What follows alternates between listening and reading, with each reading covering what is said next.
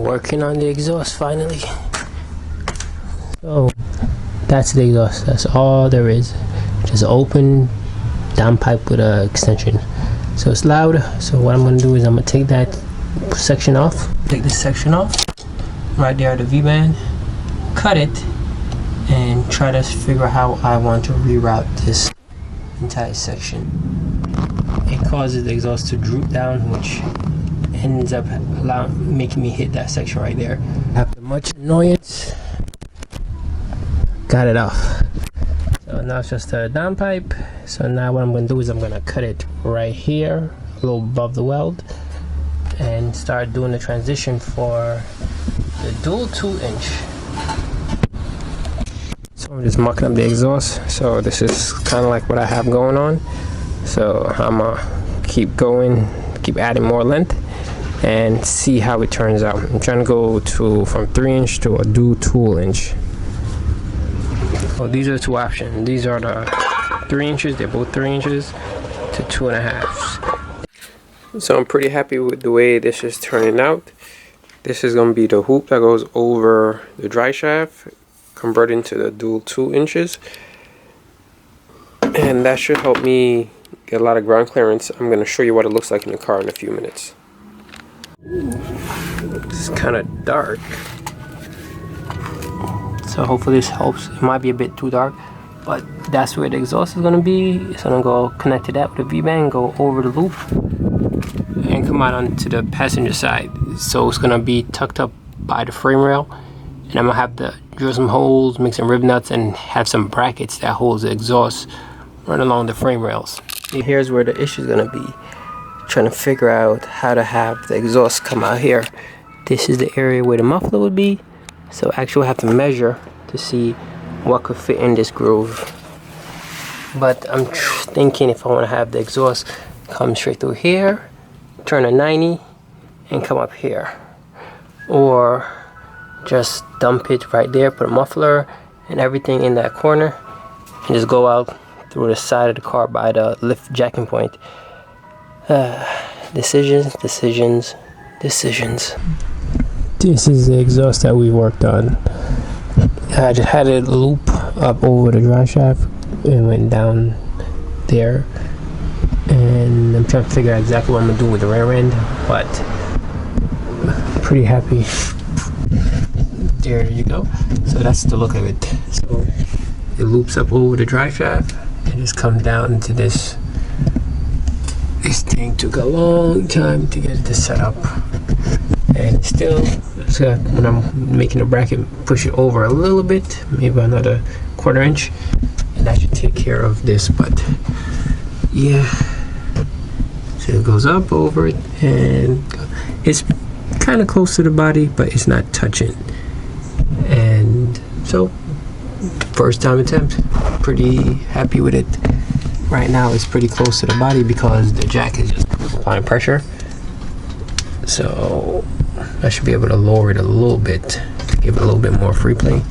As you can see, it's still fairly moving. So I'm gonna do a cold start just to see what it sounds like.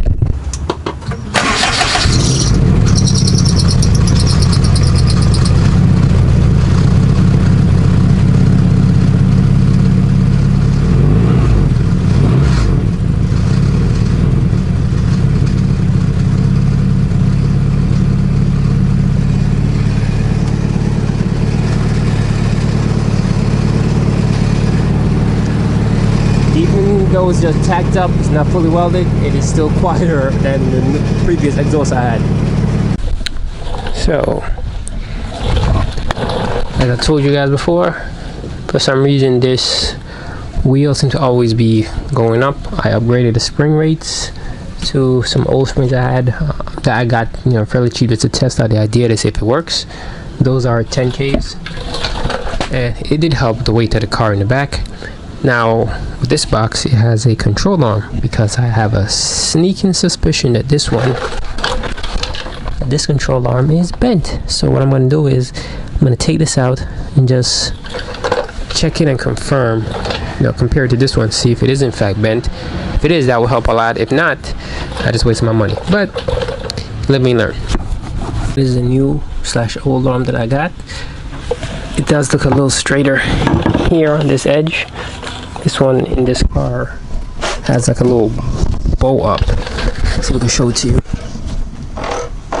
So out. This is it went fairly smooth, so I might have just popped the whole thing out, slide it out, and see if my hunch is correct. Hopefully this fixes the problem.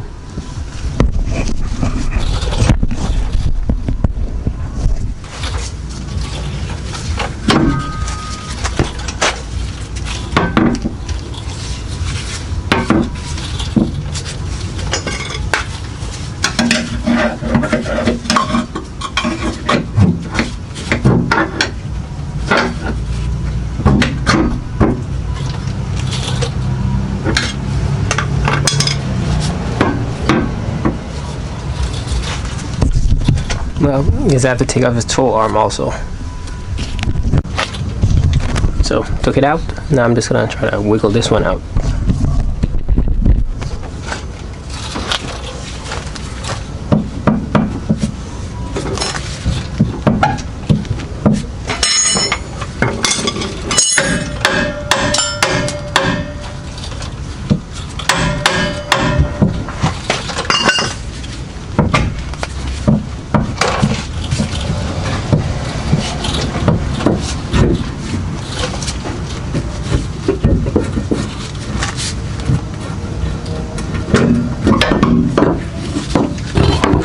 There it is.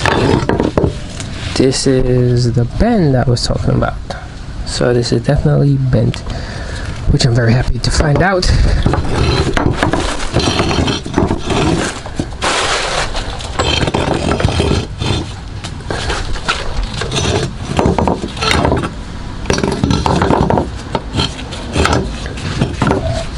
So they're both on the floor, generally in the same area. Go by right here. This definitely comes up a lot higher than over here. So smooth, just comes up. So I guess this arm was gonna break because when I did the adjustment on it, that was definitely tweaked. See, this end is flat on the floor. This one is all the way up in the air. So one problem solved. Hit it with a little paint, so now it looks decent, a little presentable.